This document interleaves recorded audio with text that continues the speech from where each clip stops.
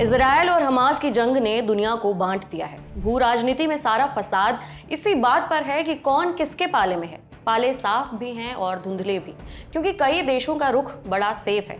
BRICS group, Brazil, रूस, भारत, चीन और दक्षिण अफ्रीका, इनके नेताओं ने जंग पर चर्चा करने के लिए 21 नवंबर को एक वर्चुअल बैठक रखी।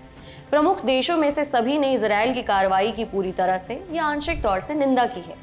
इस वजह से ये माना जा रहा था कि इस पर सर्वसम्मति तक पहुंचा जा सकता है, लेकिन ये हो न सका क्योंकि भारत की तरफ से पीएम नरेंद्र मोदी बैठक में शामिल नहीं हुए। इस मीटिंग का शीर्षक था मध्य पूर्व की स्थिति पर संयुक्त बैठक। इसमें ब्राजील के लूला डे सिल्वा, रूस के व्लादिमीर पुतिन, चीन के शी जिनपिंग और दक्षिण अफ्रीका के सिरिल रामफोसा मौजूद थे। यानी लगभग सारे मुख्य देशों के राष्ट्राध्यक्ष थे।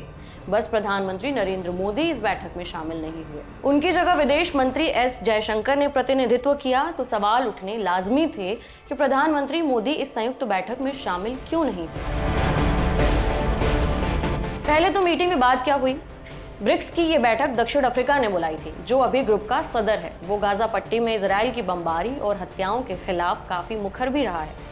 हाल ही में वहां के अधिकतर सांसदों ने वोट किया था कि जब तक इजरायल युद्ध विराम के लिए सहमत नहीं हो जाता, तब तक इजरायली दूतावास को बंद किया जाए और उनके साथ राजनयिक संबंधों को खत्म कर दिया जाए। पिछले हफ्ते उन्होंने अंतर्राष्ट्रीय आपराधिक कोर्ट आईसीसी से मांग भी की थी कि इजरायल की गतिविधियों की जांच की जाए और बेंजामिन नेतन्याहू के खिलाफ वारंट जारी किया जाए। बीते मंगलवार को हुई बैठक में दक्षिण अफ्रीका के राष्ट्रपति सिरिल रामफोसा ने इजरायल पर युद्ध अपराधों और गाजा में नरसंहार के आरोप लगाए। अपनी शुरुआती टिप्पणी में उन्होंने कहा, इजरायल जिस तरह से फोर्स का गैर कानूनी इस्तेमाल कर रहा है, फिलिस्तीनियों को सामूहिक सजा दे रहा है, वो युद्ध अपराध है। गाजा के निवासियों को दवा, ईंधन, भोजन और पानी से जानबूझकर वंचित करना नरसंहार जैसा ही है। पुतिन और शी ने इतनी जोर से तो नहीं बोला, मगर बोला। दोनों ने युद्ध विराम की अपील की और बंधकों को छोड़ने का आग्रह किया। हालांकि पुतिन इस मौके पर भी अमेरिका की आलोचना से नहीं चूके। कहा कि यह विवाद अमेरिका की नाकामयाब कूटनीति की वजह से हो रहा है। वहीं शी ने कहा कि विवाद का मूल कारण यह है कि फिलिस्तीनियों को उनके राज्य के अधिकार, उनके अस्तित्व के अधिकार से वंचित रखा गया है। अब जानते हैं कि भारत ने क्या कहा।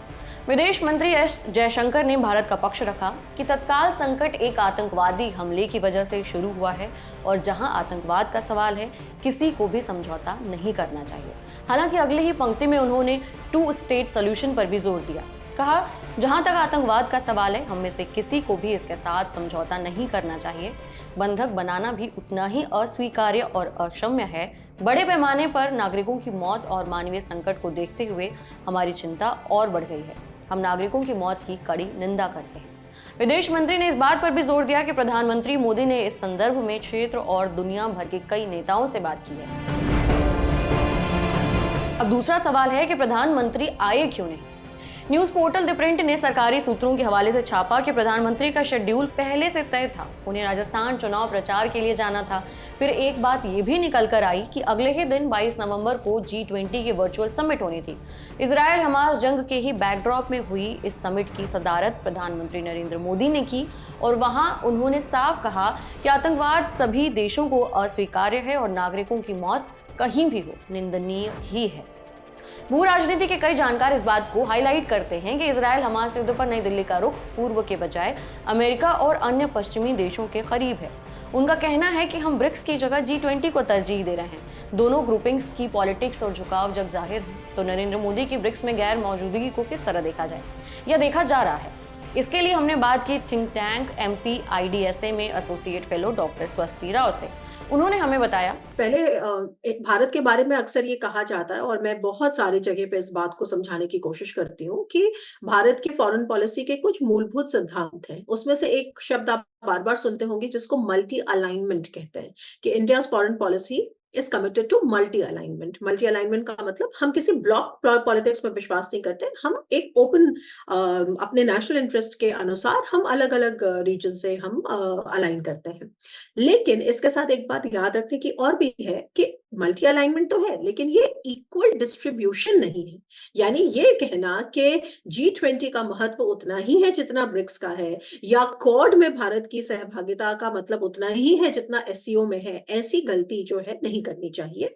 तो multi alignment is not equal distribution.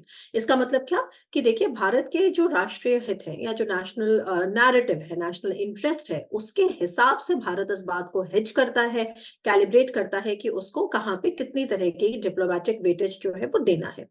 अब आते हैं ब्रिक्स को लेकर।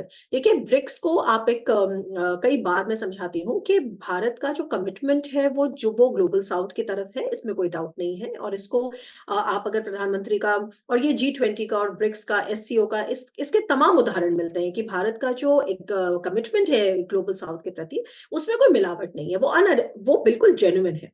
लेकिन आपको इस बात को भी ध्यान रखना है कि भारत एक किसी भी इस तरह की विदेश नीति का नहीं पार्टिसिपेट करेगा ऐसे में जो कि चाइना को दुनिया में ज्यादा बलवती करे, या चाइना के इमेज को ज्यादा पुख्ता करे। और ब्रिक्स के साथ देखिए क्या है कि जिस जमाने में मैंने बहुत लंबी मास्टर क्लास करी आपके साथ इस पे, लंदन टॉप करी, लेकिन जब जिस जमाने में ब्रिक्स आया था उस वक्त हमारे जो रिश्ते थे वेस्ट से, उनका एक कॉन्टेक्स्ट था, वो अलग था। आज के दौर में वो कॉन्टेक्स्ट बदल चुका है। आज के दौर में जो हमारा स्ट्रेटेजिक ट्रस्ट है वो चाइना से कंप्लीटली इरोड कर चुका है। तो हम बेसिकली ब्रिक्स में जो एक्सपेंशन है और ब्रिक्स की जो ग्रुपिंग है उसको हम ऐसा नहीं लगने देना चाहते कि पहली बात कि वो चाइना डोमिनेट करता है, और इस वजह से हम उसमें अपनी सहभागिता बना के रखते हैं, क्योंकि हमारा रशिया भी पार्टनर है और हम ब्रिक्स जो कंट्रीज का जो ग्लोबल साउथ के प्रति जो कमिटमेंट है उसको भी हम उसके जरिए पूरा करते हैं। लेकिन यहाँ पर एक बात आती है कि इसका मतलब ये नहीं है कि जो ब्रिक्स के सारे कंट्रीज हैं उनकी फॉरेन पॉलिसी आपस में एक जैसी है, ऐसा नहीं है। ठीक है, तो केवल ये कहना कि भारत ब्रिक्स का मेंबर है इस वजह से इजराइल पर जो स्टैंड है वो वही होगा जो बाकी ब्रिक्स कंट्रीज का है, नहीं।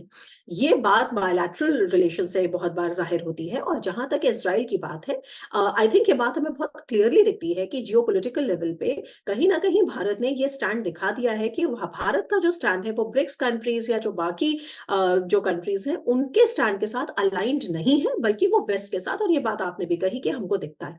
अब दूसरा सवाल, ब्रिक्स के सभी प्रमुख देशों ने इजराइल की कार्रवाई की निंदा की, सो माना जा रहा था कि सर्वसम्मति तक पहुंचा जा सकता है, मगर भारत के रुख के चलते ये नहीं हो पाया। क्या भारत के इस स्टैंड की वजह से ब्रिक्स के अंदर तनाव पैदा हो सकता है? इंटरनेशनल पॉलिटिक्स के जो तमाम जो मैं कहूंगी कि जो ये इतने कॉम्प्लेक्स जो रास्ते होते हैं उनको समझने का एक बहुत अच्छा मूल मंत्र होता है, वो होता है नेशनल इंटरेस्ट, हाँ, बायलैटरल रिलेशंस। देखिए ये वही साउथ अफ्रीका, ये वही चाइना है जिसने आज तक कभी रशिया को यूक्रेन में हो रहे ह्यूमैनिटेरियन क्राइम्स के लिए कभी कुछ नहीं कहा। क्यों? क्योंकि उनके बायलैटरल रिश्ते इस तरीके के हैं। और वही है जब इजराइल की बात आई तो उन्होंने फौरन ऐसा कहा। तो ये कोई पहली बार नहीं हो रहा है। इंटरनेशनल पॉलिटिक्स का अगर आप इतिहास उठा के देखेंगे तो ये भरा पड़ा है इस तरीके के, आप इनको डबल स्टैंडर्ड्स भी कह सकते हैं, आप इनको अपॉर्चुनिज्म भी कह सकते हैं, और आप उनको शुद्ध रूप से ये कह सकते हैं कि एक इंडिपेंडेंट फॉरेन पॉलिसी है।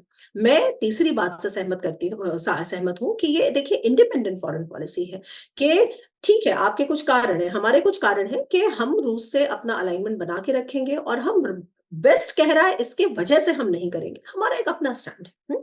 हमारे उसमें ऐतिहासिक कारण है। देखिए ये इंडिपेंडेंट फॉरेन पॉलिसी है जो एक राष्ट्र अपने राष्ट्रीय हितों के हिसाब से और अपने बायलैटरल संबंधों के कॉन्टेक्स्ट में, है ना, उसको डीकंटेक्चुअलाइज करके हम नहीं समझ सकते कि ऐसा कौन सा देश होता है जो बिल्कुल एब्सोल्यूट तरीके से किसी, हम कोई भी देश है वो आप उसकी फॉरेन पॉलिसी को समझने के लिए उसके कॉन्टेक्स्ट को समझना जरूरी है।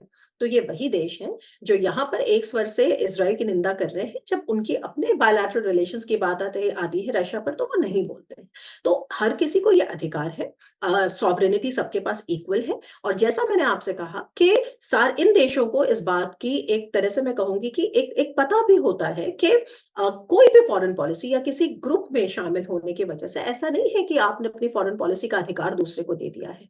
और जैसा कि मैंने कहा कि देखिए इजराइल हिंदुस्तान के लिए जितना बड़ा बायलैटरल पार्टनर है, उतना बड़ा पार्टनर बाकी इन कंट्रीज के लिए नहीं है। अगर होता तो इनके भी स्वर में आपको डिफरेंस निकलता। इससे कोई प्रॉब्लम आनी है। ब्रिक्स की ग्रुपिंग का भी आपको समझना जरूरी है कि ब्रिक्स में भारत क्यों है। देखिए भारत का जो इकोनॉमिक प्रोग्रेस है वो ब्रिक्स से नहीं आता, बल्कि उसके लिए G20 जैसी ग्रुपिंग ज्यादा मुफीद है, क्योंकि G20 में G7 के सारे देश शामिल हैं, जहां पे हमारा डायस्पोरा है, जहां से हमारी रेमिटेंसेस आती है, जहां से हमारा फॉरेन डायरेक्ट इन्वेस्टमेंट आता है। ब्रिक्स के हम समूह में इसलिए हैं क्योंकि हम एक, जैसे मैंने कहा, कि एक मल्टी अलाइन्ड वर्ल्ड व्यू रखते हैं। दूसरा, हमारा ग्लोबल साउथ के प्रति कमिटमेंट है।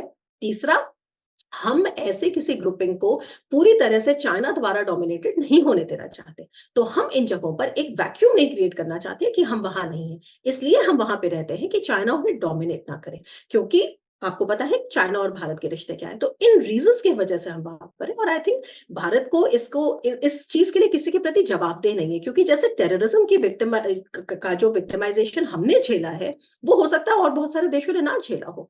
तो इन चीज़ों के वजह से आई थिंक ये बिल्कुल फंडामेंटल नेशनल इंटरेस्ट की बात है। बहुत सारे हमारे इज़राइल से वेपन्स आते हैं, इज़राइल हमारे स्मार्ट सिटी प्रोजेक्ट में बहुत जगह हमारे साथ है, और ऐसे तमाम चीज़ें हैं। तो बायलैटरल संबंध इसको गवर्न करते हैं, ना कि एक ग्रुपिंग में आपका जो सदस्यता है वो।